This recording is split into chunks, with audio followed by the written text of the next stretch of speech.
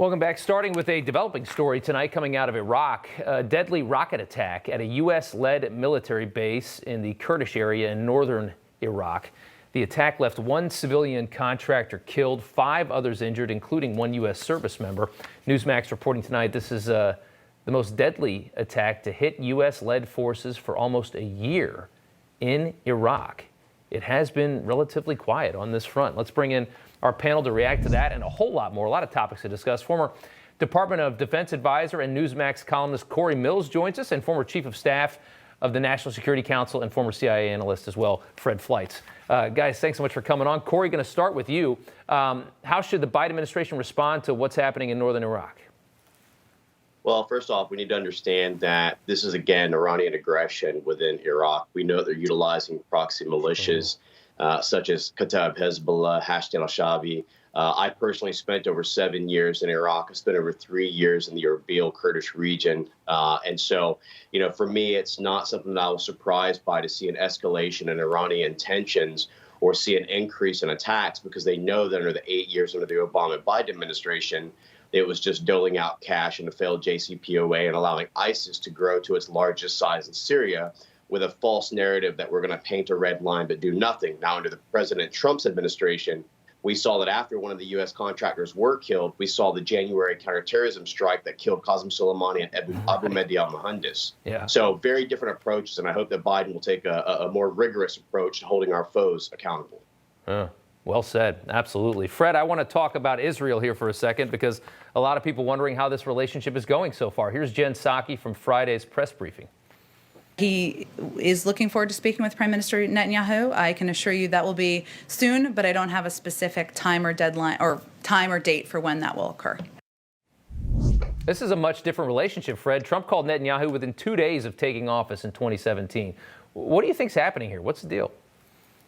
It is an epic snubbing of a U.S. ally. Biden has been president. This is his 4th week in office. He's called President Putin, President Z, and he's not called one of America's most important allies. And Jen Psaki also refused to say that Israel is an important U.S. ally in that same press conference when asked by a reporter. Not the most important, not a crucial, just to say an important ally. What's going on here is that Biden wants to return to the Iran-centric policy of Obama, the appeasement of Iran to try to promote security through the Middle East. It's a terrible idea. It's going to set us back significantly in terms of our influence and peace in the region.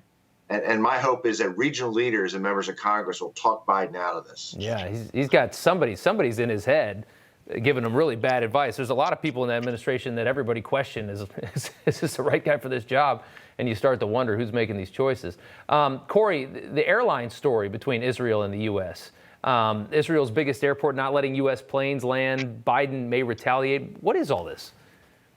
Well, again, I mean, when you snub a country which has helped to lead covert operations to help beat back the continual uranium enrichment of Iran, when there's the Mossad and others who have led successful operations just a few months ago that killed the #2 in al-Qaeda, who was staying in the richest area of Tehran, Iran.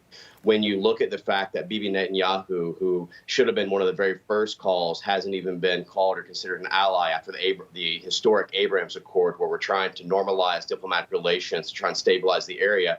Sure, there's going to be tensions. But again, we've seen this before where our other allies, like Turkey, for example, shut down the utilization of Irsilik Air Base, a U.S. Air Force base, and wouldn't allow us to utilize that for operations within the Middle East. So, again, this is something where it should press Biden and his administration to do more to try and continue to strengthen that diplomatic relationship between one of our longest and most trusted allies within the Middle East. Okay. Fred, I want to talk about China for a second. The WHO obviously still trying to figure out where COVID started. I don't think anybody's very optimistic about what they're going to figure out. The White House is indicating, though, deep concern over the WHO investigation and also about China's transparency. And I think it's actually a good thing to see the White House skeptical about this, about being dumb enough to join back in with the WHO. What do we make of this? I'm glad to see there's some good news concerning Biden's foreign policy. The WHO sent a delegation to China and it left saying that maybe the virus originated on frozen food coming from Australia. Right. And basically, the WHO is continuing its efforts to help China cover up for the origin of the virus.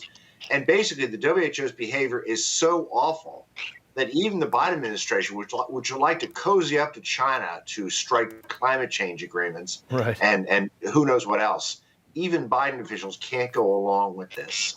So I thought this is a promising sign, and I hope Biden will realize he has to continue the tough policies that President Trump had against China. China is the most serious existential threat to our nation on earth. Yeah. Yeah, absolutely. It does make sense. Cory, Newsmax reporting that China found a way to spy on U.S. computers using some kind of a secret microchip. What's this about?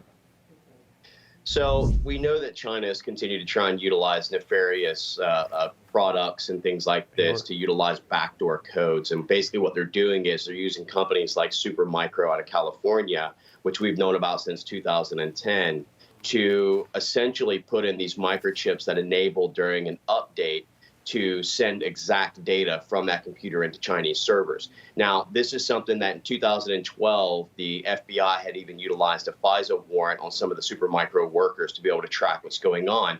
But again, to reiterate the points that were made recently, we must hold China accountable. They are the greatest existential threat. We know that we're at resource warfare with them. And again, to tie this back into that Middle Eastern focus, we know there was a 25-year, $40 billion deal that China did with Iran. Again, looking at the natural resource theft that's going on within the Middle East and within other areas. But this is, again, just exuberating how nefarious and how malign some of Chinese acts are, and that we must hold them accountable the way the Trump administration is. And I'm just not positive that Joe Biden is going to be the person to do that. We shall see. Absolutely. Cory Mills and Fleitz. Gentlemen, thank you so much for joining us. Thank you, Rob. All right, take